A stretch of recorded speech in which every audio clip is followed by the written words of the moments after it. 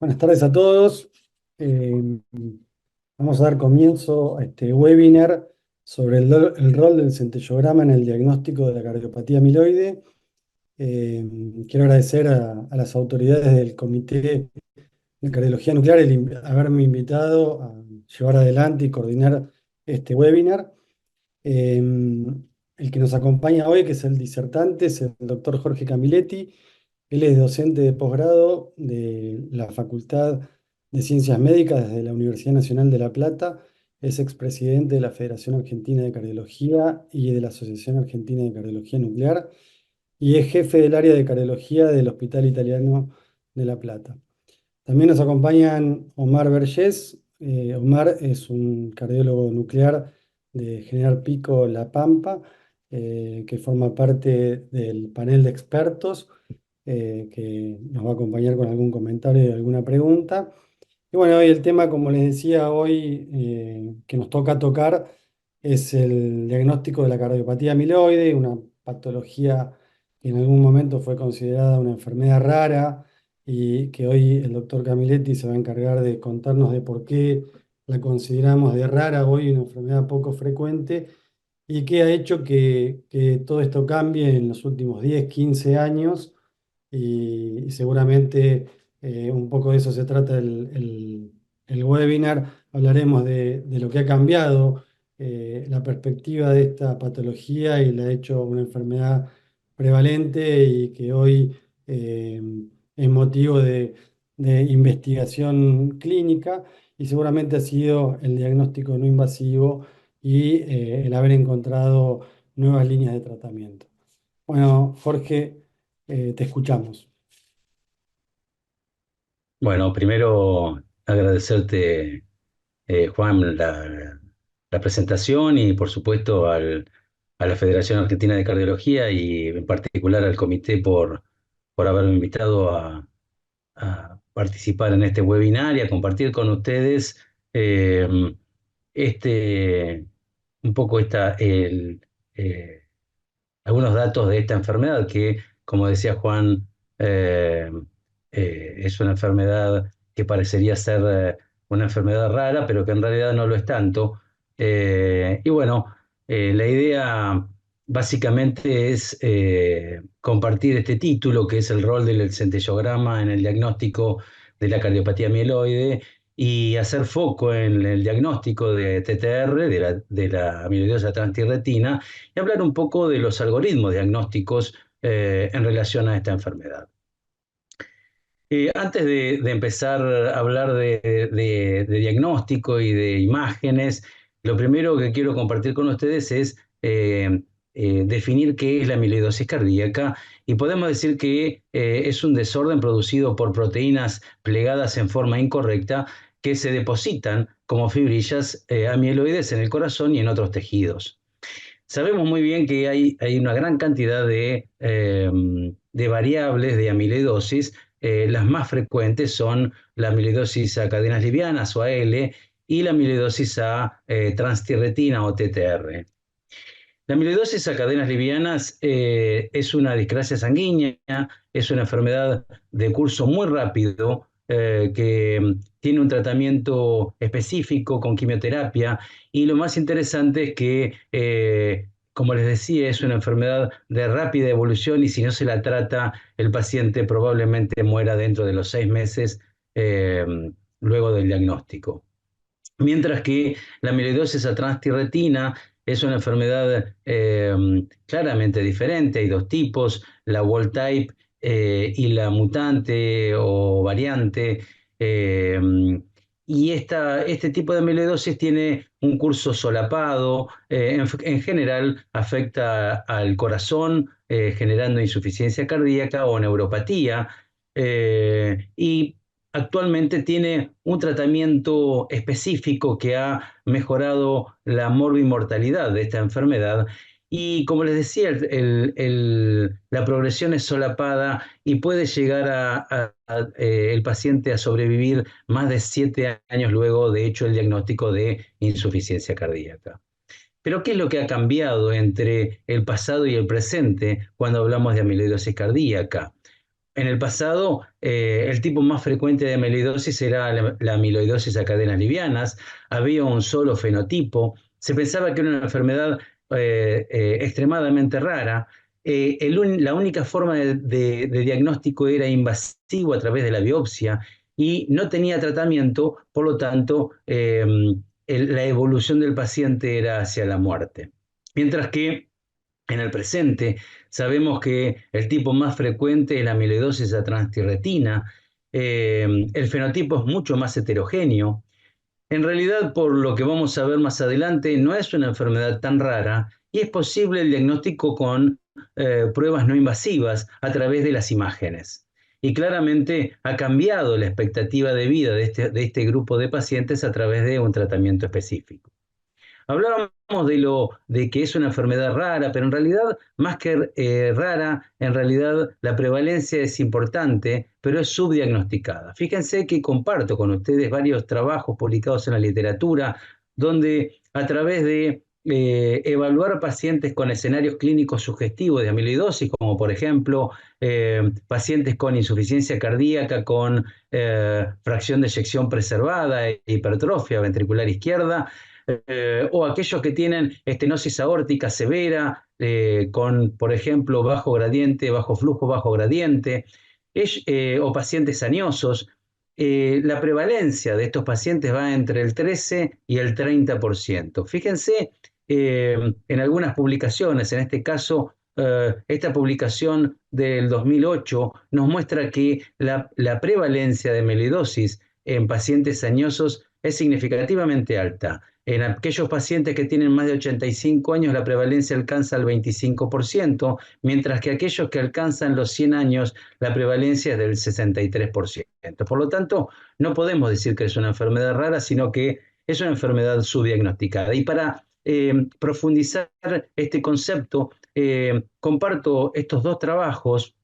Este trabajo de Castaño en pacientes con estenosis aórtica severa que iban a una TAVI, fíjense que cuando lo evalúan para analizar amiloidosis cardíaca, el 16% de la población tenía amiloidosis.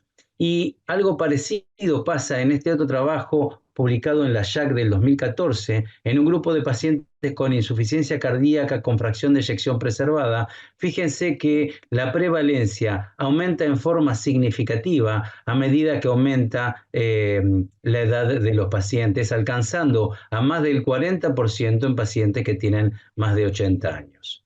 Por eso se ha dicho en varias publicaciones, en este caso Lane publica en la Circulation del 2019 que la amiloidosis es una enfermedad que es la gran simuladora. Fíjense este trabajo del Reino Unido de más de 530 pacientes con amiloidosis a transtierretina, que la media de tiempo desde los síntomas hasta el diagnóstico fue de 39 meses para la amiloidosis wild type y 25 meses para la amiloidosis hereditaria. Y tuvieron que los pacientes tener 17 visitas al hospital y 3 admisiones hospitalarias para llegar al diagnóstico de amiloidosis cardíaca.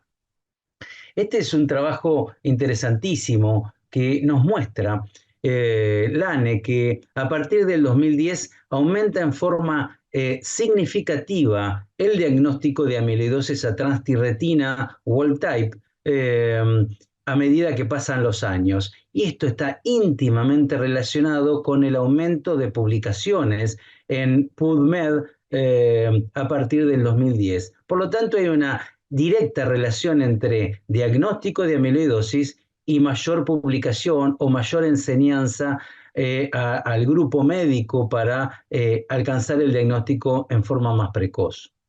Algo en esta línea hemos publicado con nuestro grupo de Amilo Latam, un grupo de investigación de varios cardiólogos a nivel de Latinoamérica, junto con el doctor Ries en la Journal of Nuclear Cardiology del 2022.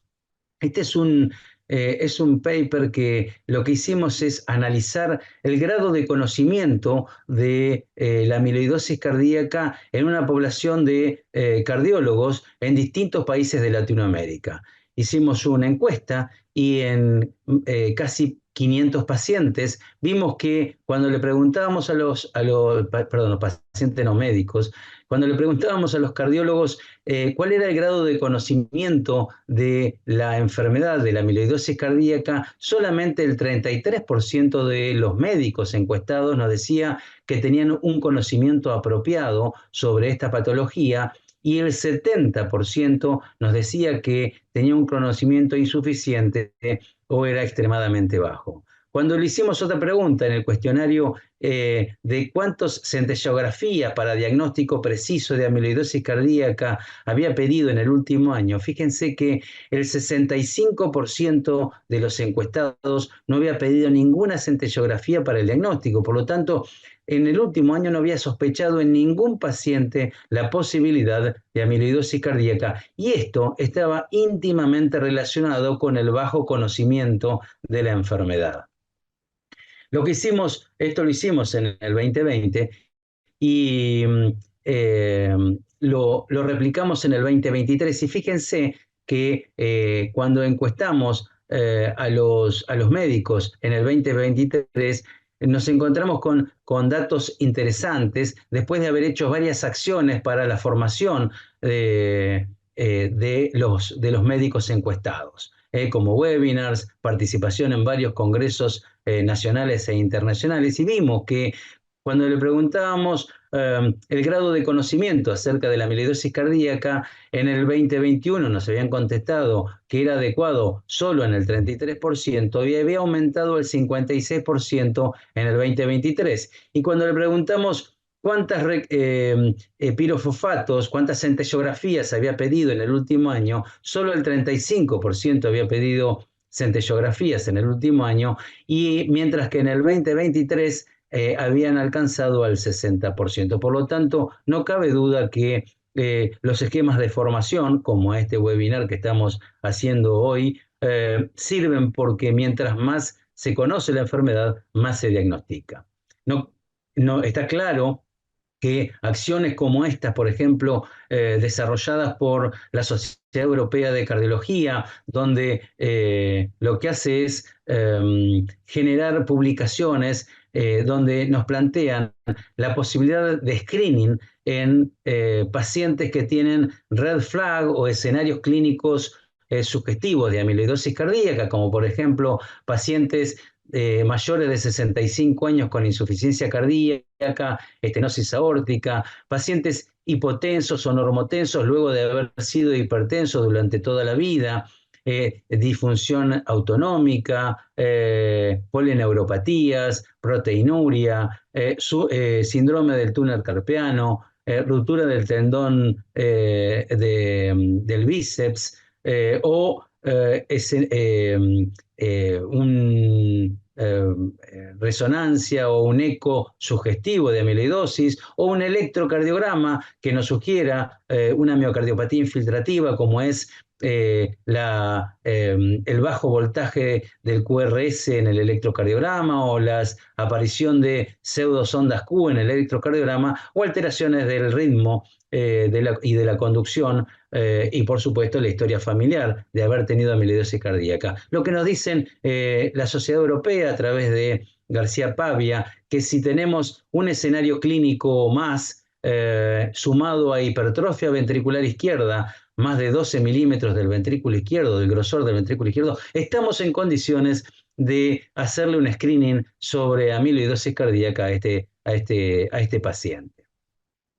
Por eso me parece que es importante tener muy claro que a partir de las nuevas imágenes en la literatura y en la práctica cardiológica, ha cambiado significativamente la visión de la amiloidosis cardíaca. La amiloidosis cardíaca fue una enfermedad subdiagnosticada, no tratada y letal, pero con la aparición de las imágenes, se hizo mucho más sencillo el diagnóstico, se hizo mucho más sencillo acceder a los pacientes que tienen esta patología y por supuesto que sin la necesidad de biopsia uno podía hacer el diagnóstico e indicarle un tratamiento específico para mejorarle la morbimortalidad de este grupo de pacientes.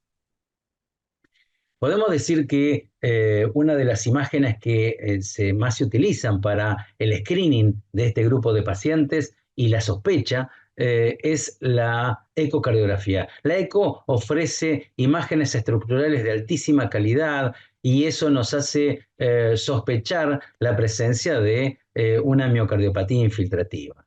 Claramente, la ecogenicidad del miocardio, la hipertrofia ventricular izquierda, la fracción de eyección preservada en un paciente con insuficiencia cardíaca, la patente restrictiva de llenado del ventrículo, así como el agrandamiento bioauricular o el aumento de la motilidad de las aurículas nos hacen sospechar de una miocardiopatía infiltrativa, pero claramente la ecocardiografía es insuficiente para el diagnóstico preciso entre hipertrofia y amiloidosis cardíaca y la diferenciación entre amiloidosis a cadenas livianas y amiloidosis a transtierretina.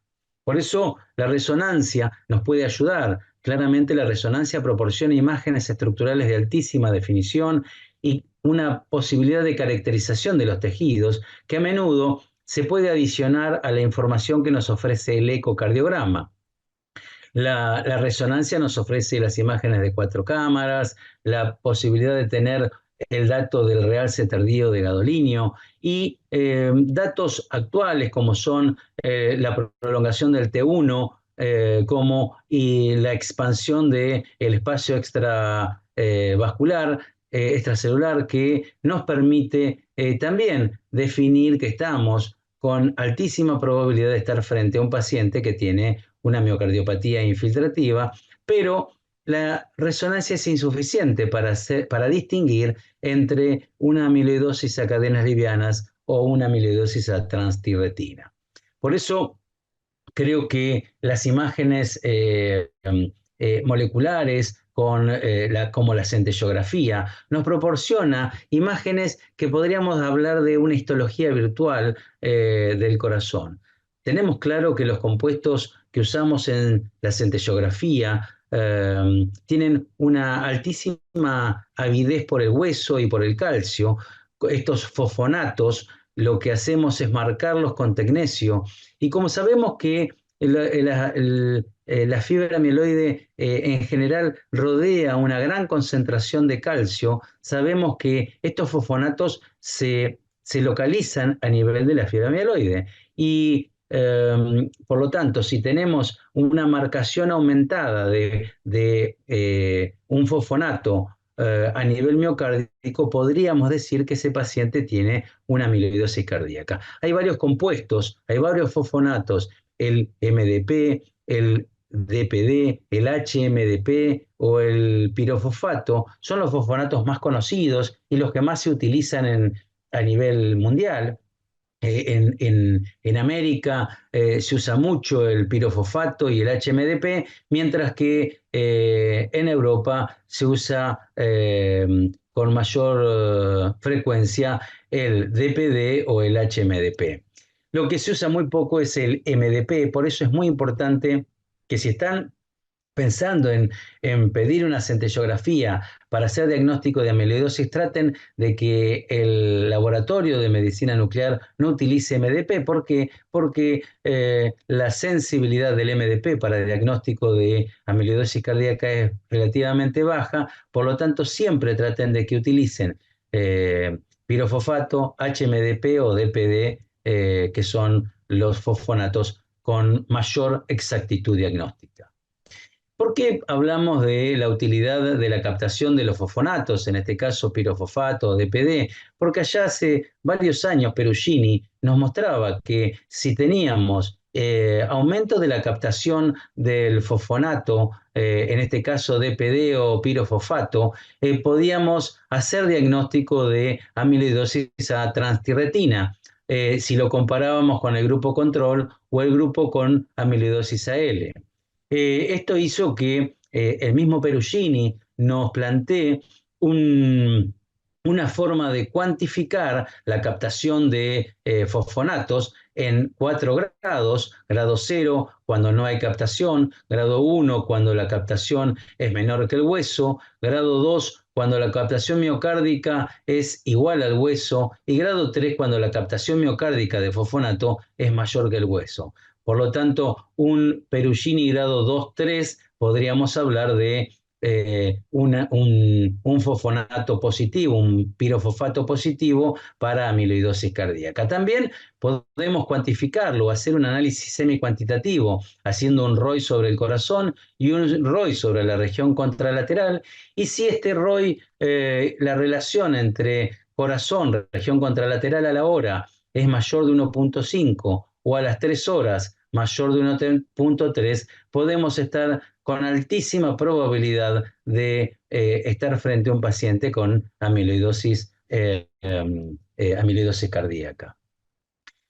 Este trabajo publicado de más de 1.400 pacientes por Gilmore nos plantea la altísima especificidad que alcanza casi el 100% cuando tenemos un pirofosfato o un centellograma positivo sumado a cadenas livianas negativas. Estamos con altísima especificidad, casi el 100% de especificidad, que estamos frente a un paciente con amiloidosis cardíaca.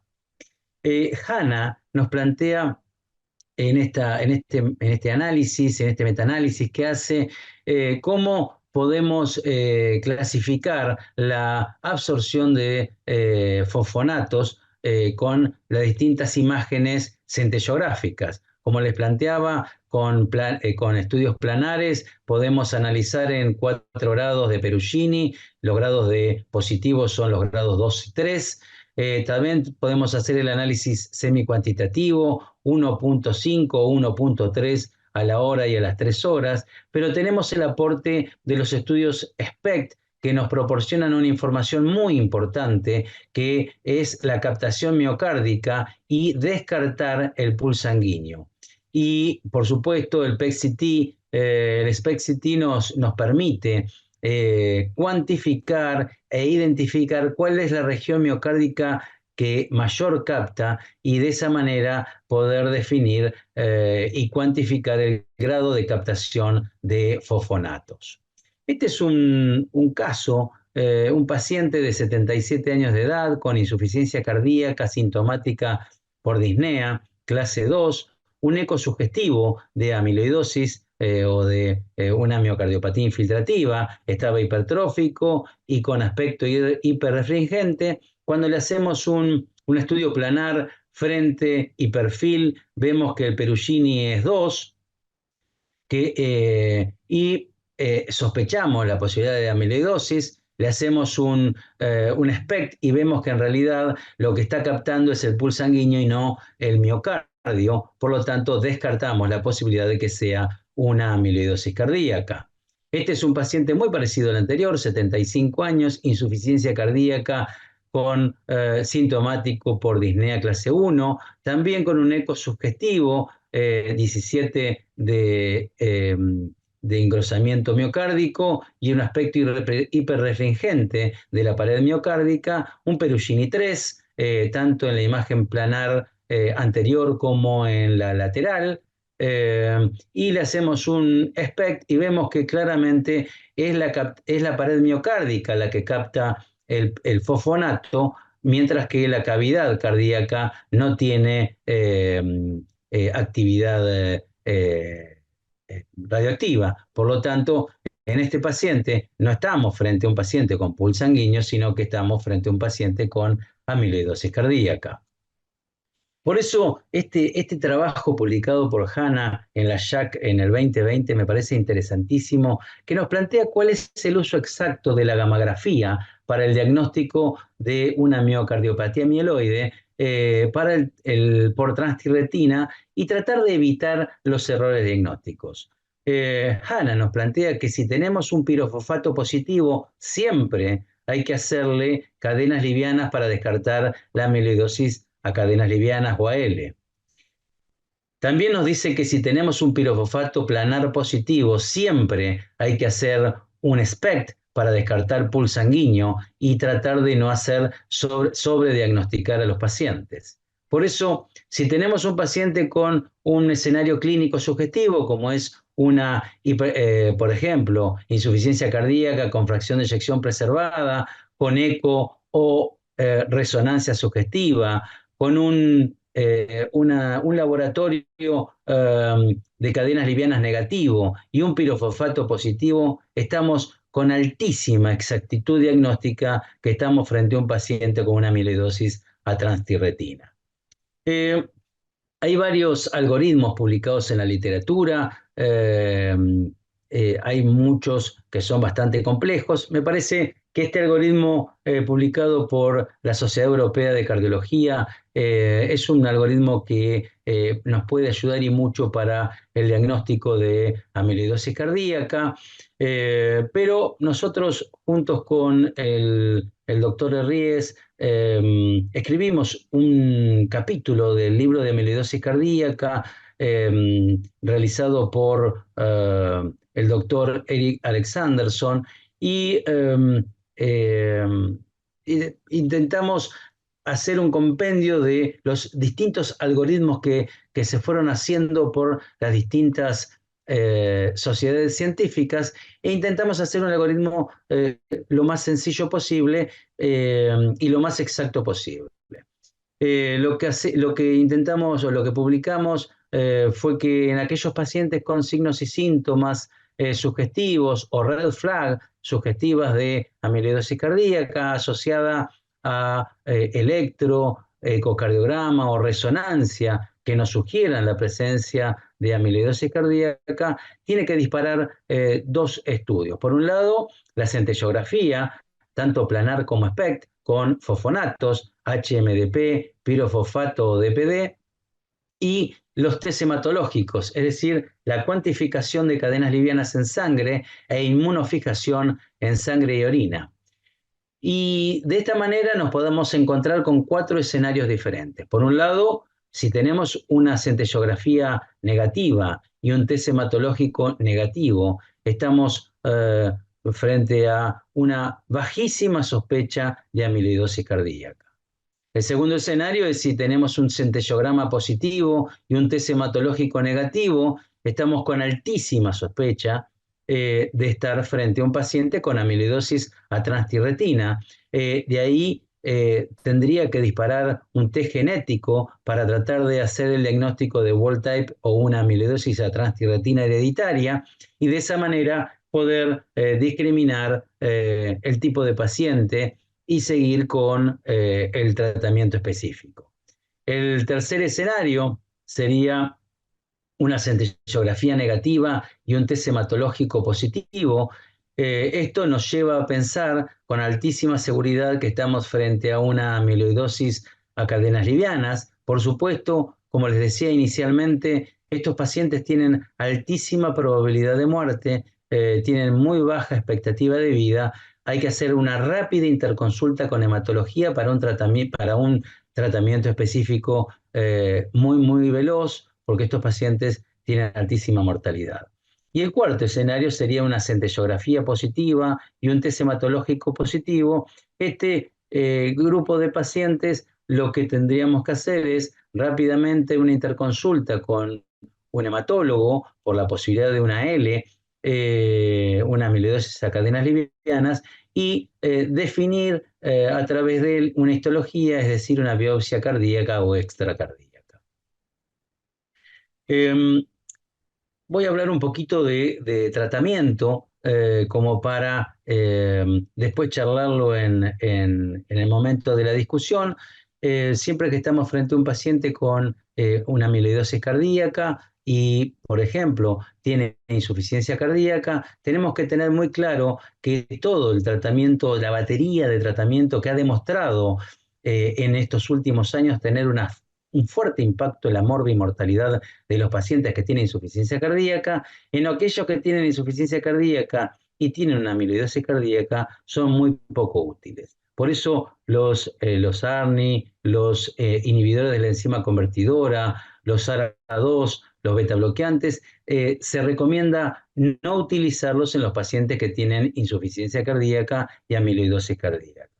Los antagonistas de los receptores eh, y los ISGLT2 podrían ser utilizados, pero no hay datos robustos en la bibliografía que nos acompañen el uso de los antagonistas de los mineralocorticoides como los ISGLT2 en este grupo de pacientes. Solo los diuréticos han demostrado mejorar a los pacientes que están con sobrecarga de líquido y tienen insuficiencia cardíaca y tienen amiloidosis cardíaca. Por lo tanto, hay que hacer hincapié en la idea de intentar no utilizar toda la batería terapéutica de los pacientes con insuficiencia cardíaca en este grupo de pacientes.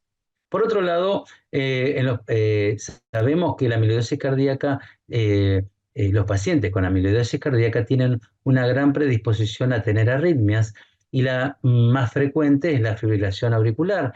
Y hay que tener muy claro que pacientes con amiloidosis cardíaca que tengan una fibrilación auricular, hay que tratarlos con anticoagulación, a pesar del score CHA2DS, es decir, no darle jerarquía al score CHA2DS, sino que siempre un paciente que tiene amiloidosis cardíaca y FA hay que anticoagularlo. Y la literatura, no son trabajos robustos, pero la literatura avala la idea de utilizar anticoagulantes directos. Si estamos frente a un paciente con amiloidosis cardíaca y la amiloidosis ya tenemos diagnóstico de wild type, el tratamiento específico es el tafamidis. Si estamos frente a una paciente con una TTR variante o hereditaria, si tiene compromiso cardiovascular, el tratamiento específico es el tafamidis, mientras que si tiene un compromiso netamente neuropático, el uso de silenciadores, de terapia con silenciadores, es el tratamiento ideal en este grupo de pacientes.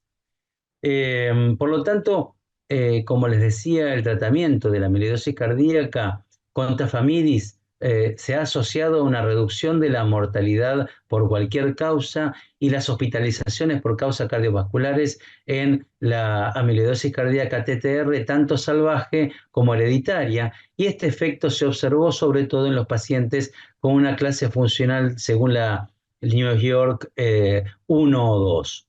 La mejoría funcional se apreció fundamentalmente en los primeros 6 meses y la reducción de la mortalidad ocurrió a partir de los 18 meses, como se ve en el estudio ATTRACT, publicado en la New England Journal of Medicine en el 2018. Como les decía, se puede considerar el uso de patisiran, que es una molécula de interferencia del ARN, o el inotersen, un oligonucleótido antisentido que es inhibidor de la transtirretina, para los pacientes básicamente que tienen neuropatía amiloide, sobre todo por transtirretina hereditaria. Este es el trabajo publicado en la New England que le hablaba y que mostró una clara reducción de la mortalidad y una significativa reducción de la mortalidad por todas las causas a lo largo del tratamiento en los pacientes tratados con tafamidis comparado con el placebo, y también una reducción de la hospitalización por causa cardiovascular en los pacientes tratados con tafamidis comparado con el placebo. Por eso, para terminar esta disertación, quería compartir algunos datos o algunas conclusiones con ustedes. Primero, que la amiloidosis cardíaca es una causa letal de miocardiopatía si no se la trata. Está subvalorada e infradiagnosticada. Las imágenes proporcionan una excelente delimitación de las anormalidades estructurales, de la función cardíaca y de caracterización de los tejidos. Claramente las imágenes nucleares pueden ayudar a limitar la necesidad de la biopsia adicional, por lo tanto, la hacen mucho más sencillo el diagnóstico a través de las imágenes, tanto las imágenes estructurales como las imágenes nucleares. Y hay que tener muy claro que la difusión y la enseñanza sobre la amiloidosis cardíaca va a mejorar el diagnóstico y el pronóstico de esta enfermedad. Muchísimas gracias. Bueno, Jorge, muchas gracias. Muy clara la charla. Eh, bueno, los invito a los participantes a que hagan sus preguntas en el chat. Eh, y bueno, y contamos con un invitado en el panel de expertos, Omar Vergés, de General Pico, La Pampa, que bueno, nos va a dar soporte sobre el tema. Omar. Bueno, muchísimas gracias. La verdad que felicitaciones, Jorge, porque muy clara tu exposición, eh, muy rica en los temas que has tratado y realmente es una puesta al día a esta enfermedad que, como dicen, si no se piensa en amiloidosis, no podemos diagnosticar lo que no conocemos y lo que si no pensamos en ella, ¿no? Entonces, la verdad que ha sido una puesta al día muy, muy, muy importante. Este, creo que debemos hacer concientización de esta enfermedad porque, como bien lo pusiste, el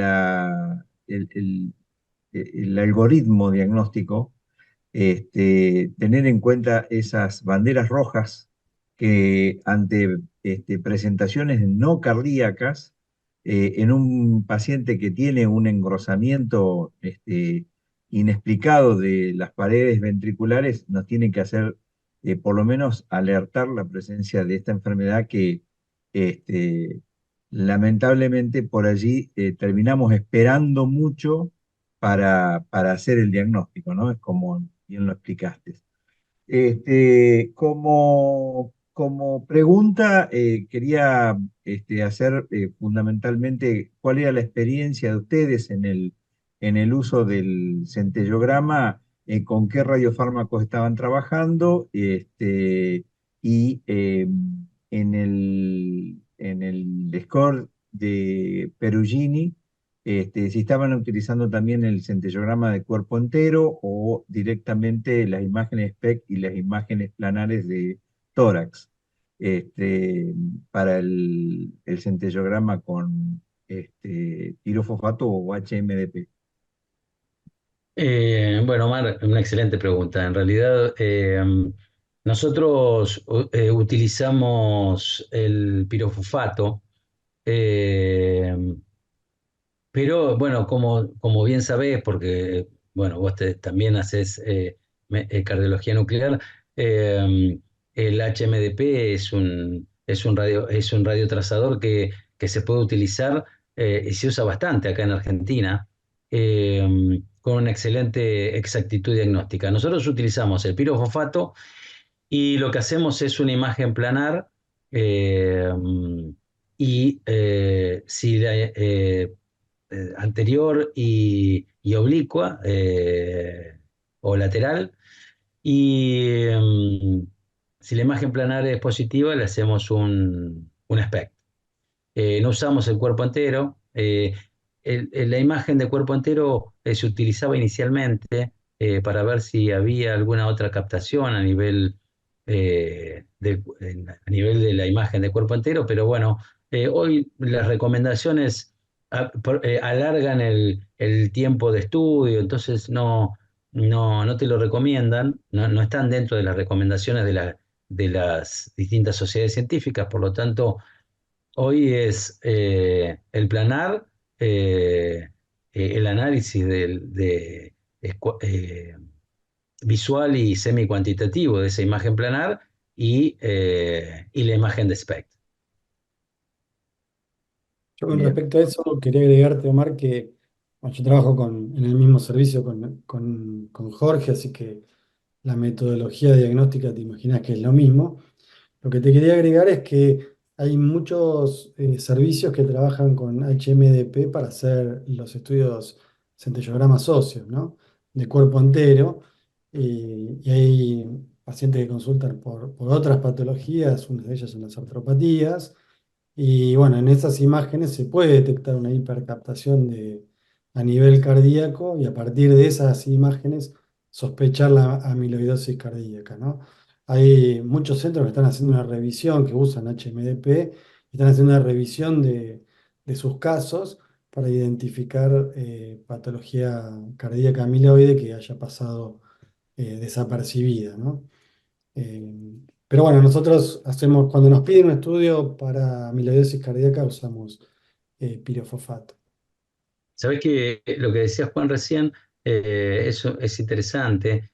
Tuve la oportunidad de estar en una mesa en Rosario y el grupo de Néstor Vita, de ahí de Rosario, eh, Lotti, bueno, tiene una evaluación de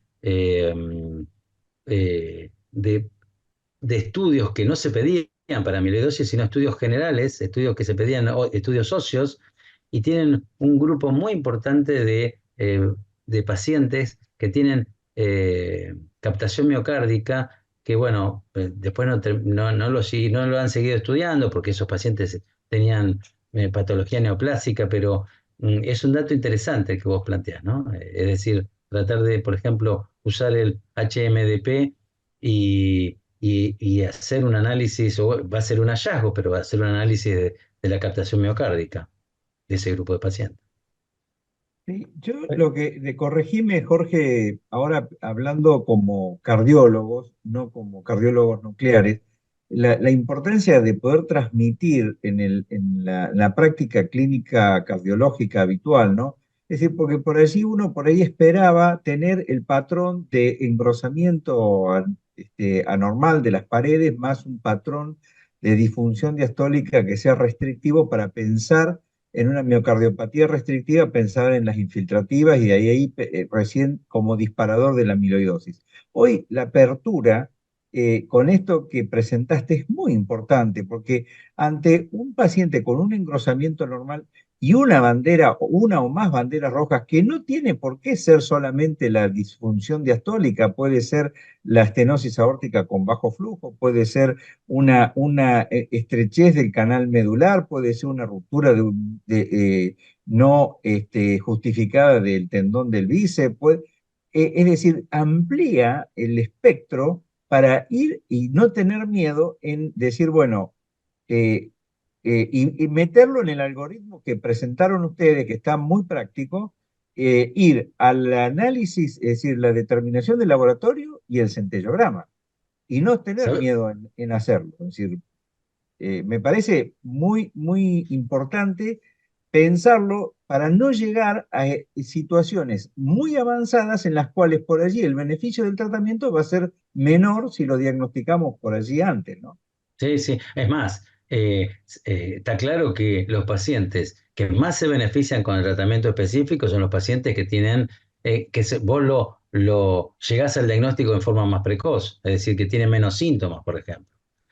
Así que lo que vos decís es así. Y hay un montón de banderas o de escenarios clínicos subjetivos o banderas rojas o llamarlo como quieras, que hacen sospechar la presencia de amiloidosis cardíaca. Y por otro lado, el screening es algo muy sencillo, es decir, un eco y una centellografía y si la centello es positiva, un laboratorio de cadena liviana se puede hacer en cualquier lado y nada, no es agresivo, no es barato, es muy sencillo de hacer. Por eso me parece que lo que vos decís es cierto. Hay que pensar la enfermedad para tratar de llegar al diagnóstico lo más precozmente posible.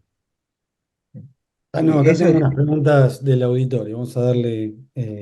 Ahí el doctor Carlos Taboada y Luis Muti preguntan sobre, bueno, felicitan por la charla y preguntan sobre la estenosis aórtica. Una de las preguntas, Tano, es en el contexto de la estenosis aórtica severa, si la detección de amiloidosis cardíaca descarta la cirugía por el mal pronóstico de estos pacientes, si tiene lugar el TAVI en este grupo de pacientes. Y después algo que está medio asociado, que es la pregunta de Luis Muti, si debemos como screening a todos los pacientes con estenosis aórtica senil buscar amiloidosis a transtierretina. Bueno, eso. No, bueno, está en la línea, la pregunta es excelente porque en realidad hoy es un cuestionamiento que se está dando. Por un lado, eh, hay publicaciones, hay trabajos publicados que en los pacientes con estenosis aórtica severa que tienen indicación de reemplazo valvular aórtico, es preferible hacer TAVI antes que una cirugía de reemplazo valvular. Eh, por otro lado, hay que tener en cuenta que si hacemos un reemplazo transcatéter, una TAVI, eh, ese paciente va a mejorar menos que los pacientes que no tienen amiloidosis cardíaca, por supuesto. Por lo tanto, la mejoría de ese grupo de pacientes va a ser no tan buena como en los pacientes que no tienen una amiloidosis cardíaca, que tienen una amiloidosis cardíaca. Sí, no, El, por, y por otro lado, eh, el screening. hay una línea en tratar de investigar la amiloidosis cardíaca en los pacientes que tienen una estenosis aórtica senil. Todavía no hay datos robustos que acompañen esa idea. Nosotros, bueno, con Juan estábamos en un grupo, este Amilo Latam es un grupo de varios cardiólogos de Latinoamérica que hacemos investigación en amiloidosis y hay una idea de hacer un análisis para ver si justifica el screening en este grupo de pacientes, porque la frecuencia, como les mostraba, en ese trabajo publicado de estenosis aórtica que iban a TAVI, la frecuencia no es baja, estaban hablando del 16% global, y si son hombres añosos, llega hasta el 25% la probabilidad de tener amiloidosis cardíaca en ese grupo de pacientes. Por lo tanto, no es baja, ¿no? No, es importante. Así que bueno, pero todavía no está claro si hay que hacer un screening a todos o en realidad tratar de buscar algún dato más clínico que acompañe y que ayude a identificar a los pacientes de forma más concreta. Sí, y otra de las preguntas que hace Luis Muti, algo que estuvimos charlando hoy con Jorge en el servicio, es si la resonancia nuclear magnética cardíaca debería indicarse con mayor frecuencia después del eco en la búsqueda de la fibrosis. ¿Qué opinión tenés, Tano, sobre eso? Con respecto a dónde pusimos en el algoritmo a la resonancia. ¿Cuál es el rol de la resonancia en esta patología, ¿no? Sí, si nosotros estamos hablando en el diagnóstico, creo que la resonancia es como el eco. Nos sugiere la posibilidad de una miocardiopatía infiltrativa, pero tiene que sí o sí, tanto el eco como la resonancia subjetiva, disparar un estudio de laboratorio de cadenas livianas y una centellografía en el mismo tiempo. Me parece que los datos, yo los pasé un poco rápido, pero bueno, la idea era los datos que nos proporciona la resonancia, como es el, el- el espacio extracelular o el T1, nos permite hacerle un seguimiento a los pacientes. Luego, de hecho, el diagnóstico e iniciado el tratamiento farmacológico. No hay muchos trabajos publicados en relación a esto, del seguimiento de los pacientes tratados, pero la RESO podría ser útil en este grupo de pacientes para el seguimiento a largo plazo, ¿no? Bueno, a mediano plazo, para ver la respuesta al tratamiento médico. Por lo tanto, yo, si uno tiene acceso, claramente le hace una resonancia. Pero bueno, como les decía, para el diagnóstico me parece que no es necesario. Para el seguimiento, sí. Bueno, y otra pregunta de Carlos Taboada muy interesante es con respecto al estudio genético. Dice, en un anciano, en el algoritmo vos llegabas a que tenía amiloidosis cardíaca por transtierretina y que para definir si era de tipo salvaje o hereditaria, eh, proponías hacerle un test genético. Y lo que plantea Carlos es para qué sirve, si da positivo, a qué edad debo hacerle a sus familiares ser positivo en ellos, cuándo debería iniciar el tratamiento con tafamidis o cualquiera de las drogas que hoy empiezan a aparecer. Nosotros con Juan pusimos en el algoritmo el test genético, no porque modifique el tratamiento, la indicación del tratamiento específico con tafamidis, porque en realidad tanto la Wild Type como la hereditaria tienen indicación, pero sí por dos motivos. Uno es para identificar a los familiares con posible amiloidosis cardíaca, es decir, si tiene un paciente tiene una amiloidosis hereditaria, hay que ir a buscar familiares que puedan tener esta patología. Eso por un lado, y en esos pacientes quizás llegarle mucho más temprano al tratamiento. Y por otro lado, tener claro que los pacientes que tienen una amiloidosis hereditaria tienen una respuesta, la amiloidosis hereditaria es más agresiva que la amiloidosis wild type, por lo tanto, tener claro que el pronóstico de estos pacientes es peor que la de la amiloidosis wild type. Ah, no, y para completar un poco la respuesta de Carlos, a los familiares, y bien haces el diagnóstico del paciente de 70, 80 años que tiene amiloidosis cardíaca, a los familiares de 60 años, ¿en qué momento le haces un estudio diagnóstico?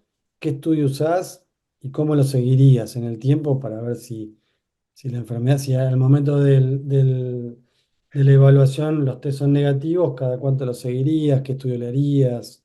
Bien, mira, yo si tengo un paciente que tiene amiloidosis hereditaria y estudio la familia y genéticamente tiene el gen de la amiloidosis, bueno, lo seguiría muy de cerca. Trataría de identificar en forma lo más temprano posible patología. Por lo tanto, yo le haría una centellografía, le haría un eco y lo seguiría muy de cerca desde el punto de vista clínico y probablemente con ecocardiografía. Eh, y bueno, si tengo la opción de poder hacer una resonancia también. Eh, eh, nosotros tenemos acceso, pero si uno no lo tiene, tranquilamente con la clínica y con el eco, uno puede ir siguiendo a los pacientes eh, para tratar de identificar en forma temprana el desarrollo de la enfermedad, ¿no? Igualmente, Yo creo que para completar eso estaría muy atento a todo lo que son red flags, ¿no? obvio, Todo lo que es las manifestaciones a nivel del sistema nervioso periférico, las disautonomías, el síndrome del túnel carpiano, la ruptura del bíceps, todas esas cuestiones que a veces aparecen antes o en la mayor parte de los pacientes aparecen antes que lo que es la amiloidosis cardíaca. Y como decía el Tano, de esto, Carlos, no hay nada escrito. Por ahora claro. no hay seguimientos hechos como para poder decirte o repetirte lo que dicen las guías. Son todas recomendaciones de expertos en función de lo que resulta razonable, más que nada, ¿no? Es más, si vos encontrás que el paciente empieza con alguna manifestación en alguna imagen y no tiene síntomas, por ejemplo, todavía nadie no está publicada la indicación de tratamiento específico, por ejemplo, con tafamidis. Eh, eh, Así que bueno, Yo lo, por eso, a esos pacientes no cabe la menor duda que hay que seguirlos de cerca y ni bien aparecen características tanto en el eco como clínicas y sin duda si aparece algún síntoma, eh, tratar de ser rápido en el diagnóstico, ¿no? Para tratarlos.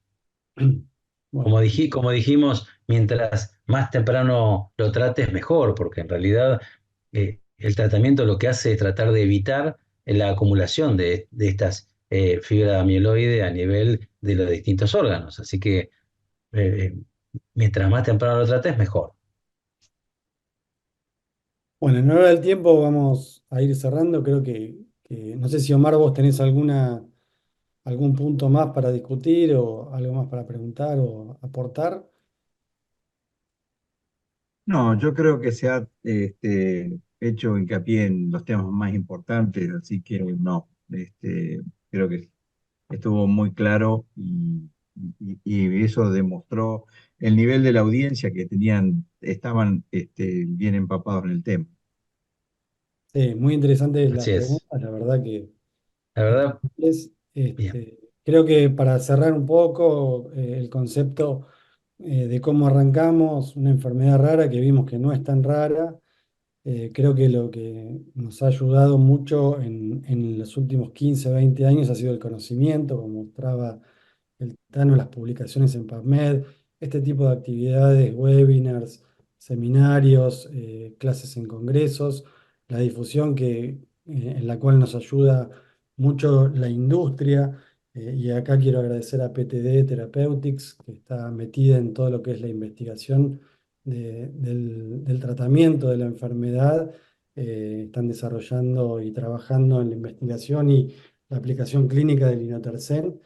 Eh, y bueno, creo que entonces el diagnóstico no invasivo y el tratamiento que hoy nos ofrece el desarrollo de la investigación y la industria es lo que nos ha acercado bastante a esta enfermedad, que como decíamos ha dejado de ser una enfermedad rara.